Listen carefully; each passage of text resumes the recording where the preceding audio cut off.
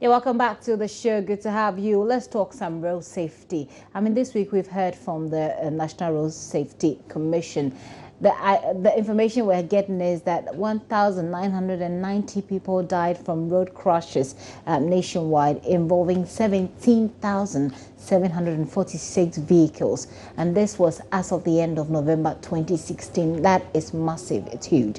Now, the total number of casualties stood at 12,154, and we're looking at 10,154 injuries from 11,378 road crashes. The number keeps increasing.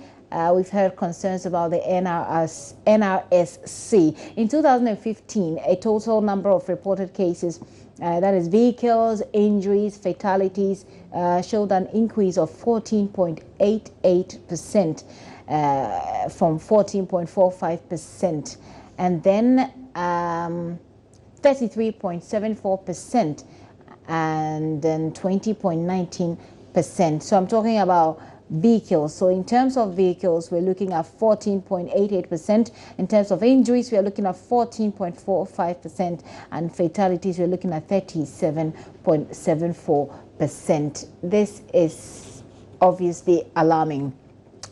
The Commission is saying that the situation exceeded the projected number of deaths for over the year by 38.26%, a situation which requires urgent collaborative efforts to be in order to have a safe Christmas and a very good start in the new year.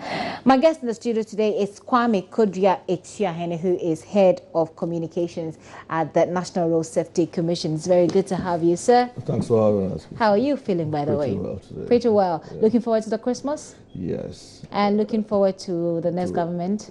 Yes. I mean, we have a new election, and as a commission, I'm sure we anticipating the best of collaboration with whoever gets opportunity to lead us as a country. Our interest is to have a government that is as much passionate about matters of safety, that will assist to address some of the concerns and challenges that we have in order to continue to deliver safety to the public. Okay, you sound like you're very laid back. You don't like talking much, do you? Oh, I do. You do, or is it the Christmas fever that's making you feel? Oh, no, I'm okay. Yeah, you're okay. Yeah. Okay, well, I hope that you can hear him, because he sounds like like chilling, sort of. Anyway, let's talk about road safety. You've given us all of these alarming statistics to show that we're really dying on our roads. I know you're worried about it, but it is way beyond what you expected, what you anticipated as a commission, correct? Yep. I mean, this year has been particularly challenging, as you narrated. At the beginning of the year, we set ourselves a target to work with our stakeholders in order not to record deaths in excess of 1,440. I think we had come to that situation having assessed the problems, having assessed the progress that we had made the last 2 to 3 years. Look at the capacity, commitments made by our various stakeholder institutions and partners. We thought all things being equal, that we don't know which these crashes should occur.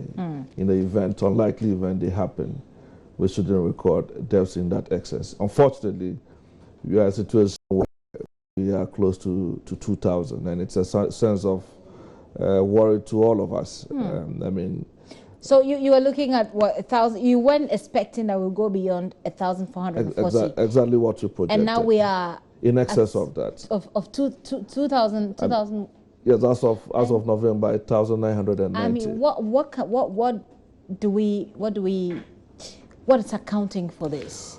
Well, it is difficult to say at this point, except that there's a trend which shows that in every election year, because of the increase in vehicular traffic, motorization, traffic activities, there's a tendency for an increase also in the related risk factors. So in as much as we are yet to firm up exactly the impact of the elections on the situation, if previous trends is anything to go by, we may want to associate part of the situation to it. Other than that, Over time, the biggest problem we have had in trying to manage on our road is one to do with speeds. Speeds. Yes, because 60% of all the problems we have on our roads are speed related. Drivers take to high speeds when they're on the highway, regardless of the posted speed limits. They indulge in speeds in excess of what is allowed. When they get into settlement areas where you require that, you expect that they will reduce their speeds to accommodate pedestrian and other road use. You have a certain difficulty in meeting that expectation. Right. So they get to knock down a lot of people, and also when there are highway collisions, the numbers appear to be worrying. So one of the problems you are saying is the speed, the way people drive at high speed, not necessarily paying attention to the road signs. But we also know that there's a problem with vehicles that are like broken down vehicles that are untowed and left on the roads, that they are also one of the main causes. Yeah, I mean, we had done a study in 2010, and I think 20% of the major incidents on the major highways were a result of these broken down vehicles. I think we have taken very important steps in that area. Okay. Yes, in the past. Tell us about that. No, we used to have concerns. You recall that we used to have these yellow towing trucks on a highway. There were some contractual issues, and for some reason, they had to withdraw their services. Okay, tell us about the contractual issues, because we're looking at the situation where we're losing lives. Yeah. We're talking about lives, human lives. Yeah. And if there is a way of working it out, there are contractual issues, I'm interested to know, and I'm sure that people of Ghana want to know, what are the contractual issues that's making it difficult for you to protect our lives if you can? For now, those issues have been resolved. Okay, tell us about So that. we have a private partner in the shape of Road Safety Management Services Limited. Okay. I think they have signed a contract with government. Currently, the entity is working with the Commission and its partners to put together a communication strategy that will spearhead the implementation of the project. We are confident that by the first quarter of next year, all things being equal, we'll begin to roll the service. It works pretty much like the National Health Insurance program. So motorists or vehicle owners will be required to pay a token as part of their vehicle roadworthiness certification. Such that which means you're going to increase the roadworthiness. Oh, it's a token. I mean, if you look at, if my vehicle breaks down and I need to secure the services of a towing service, I'm sure what I'll pay under the program is just a fraction of what I would have paid normally. Give me an example, a specific example. Let's say if you have a high tonnage vehicle, for instance, those vehicles that visit us with too much of the problems we have. I do not anticipate that those vehicles will pay in excess of between 50 and 100 cedis for the whole year. Okay. Yes, so that when they get demobilized on the highway, you could call on these trucks to provide some assistance so that we all be safe. So that's a normal telephone call? You pick up your mobile phone and then you make a call? Yes, so the responsibility for the vehicle owner or driver would just to put in the call. Once and you put through the call, someone will have to come and provide the service. So that contract is outstanding? Yeah, it's sealed. I mean, it's been sealed. Yes, it's been signed. As I said, we are working out the communication. You see, the thing about government institutions is that when someone says we are working out, it's in the pipeline. It sounds like in the pipeline. I told you from the beginning that there were issues. Yes. But as of, I believe, October thereabouts, contract was signed between the private partner and the public. What were the issues that were raised? Well, I think that there were, matters to do with fees and getting the relevant legislation in place to allow for better implementation of the project. Okay. Those ones have been ironed out. Okay. So now we need to get to the Ghanaian people, let them appreciate that there's a new service that is almost taking effect. What are the modalities? I mean, that kind of communication will have to be carried out in order for us to have a smooth implementation. And what's the communication plan by the Road Safety Commission to educate people? Because like you're saying, I mean, this is the first time I'm hearing, and I drive, but this is the first time I'm hearing this. So and I'm supposed to be in the media, I'm supposed to have information, and I don't until you came. So what's the communication drive, strategy to get the information out there to the people of Ghana that we've got this thing rolling, that code? Yes, that's why I said that. I mean, we're taking some time to firm up exactly what we're doing. But on top of my mind, I think we'll be having a number of stakeholder engagements to try to reach out to the relevant targets of these interventions. We'll engage the media, at the public sector institutions, in order for people to get to know where to access the service, the numbers involved, how much. You need to bring us some money, so we will put it out there. I'll talk about money. I'm very interested in money. Of course, we need money to run. No, but one of the owners is very much involved in the project, so I'm sure. I'm coming for. But you've seen the traffic build up, and they're saying that the people are resorting to Okada, which is not a legal means of commercial transport, is it? Yes, I mean, it's absolutely. Is that something that falls within the remit of National Road Safety Commission? Well, I mean, it's an enforcement concern. Yes. So do you? No, for us, it's a concern. In fact, if you look at the data, motorcycle-related incidents are beginning to show significantly as far as the figures show. Have we got any figures now? Yes, I think close to about 10. It used to be 10%, but close to about 15 to 17% of fatalities are motorcycle-related. Wow. I mean, ranking very closely to passengers. What period? In course of the year. Okay. Yes, I mean, the last two to 3 years. If you look at data for the last 10 years, motorcycle-related incidents have gone up by some 400%. Okay. So it's a worry to all of us. You realize that, but for the admission of the guys Roland spoke to, it would be difficult to determine whether they were Okada users.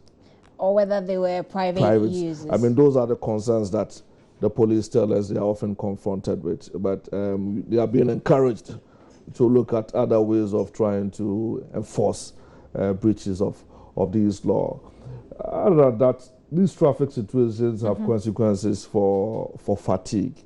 When the driver stays in traffic for long periods, he gets wear down, tired, and when he gets the opportunity, he's encouraged to speed. Yeah. Then, I mean, it could lead to all kinds of situations as far as our safety are concerned. So we would like to urge them to, as much as possible, exercise some restraint.